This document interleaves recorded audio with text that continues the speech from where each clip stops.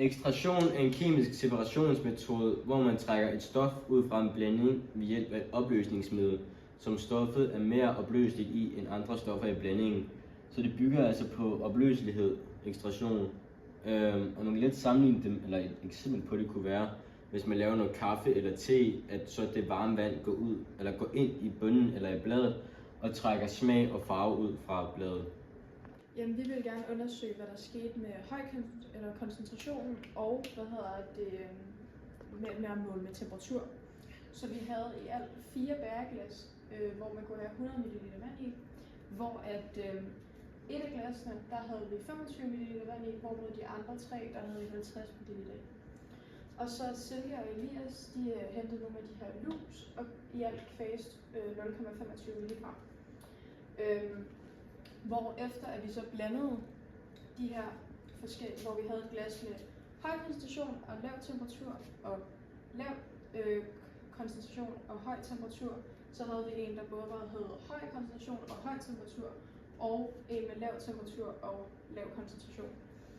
Hvor efter vi havde blandet det sammen, der puttede vi det i sådan nogle meget, meget fine glas, hvor man kun måtte røre op i toppen.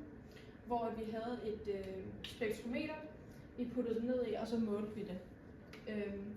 Og det vi gjorde med vores, at vi havde vi kunne ikke rigtig få nogle ordentlige målinger med vores spektrometer, så det vi gjorde, det var, at vi startede først med at fordoble vores ting med 2, hvor det fandt vi så yderligere ud efter, det var ikke nok.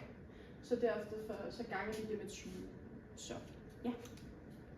Okay, som noget lige har fortalt, så har vi 4 forskellige bæreglas. Vi har lav temperatur, lav koncentration, høj temperatur, høj koncentration, høj temperatur, lav koncentration og lav temperatur, høj koncentration.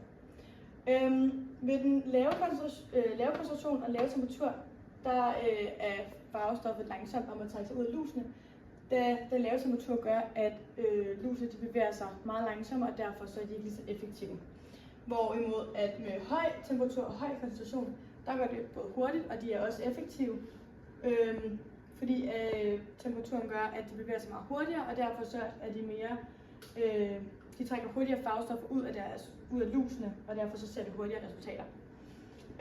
Også herovre ved høj temperatur og lav koncentration, der går det endnu hurtigere, i og med at vi ikke har særlig mange lus, så derfor så gør det endnu hurtigere med, at farvestoffet bliver trukket ud af lusene, da temperaturen har en stor påvirkning i, hvor hurtigt lusene bevæger sig, og hvor effektive de er til at arbejde i forhold til at få det her farvestof trukket ud.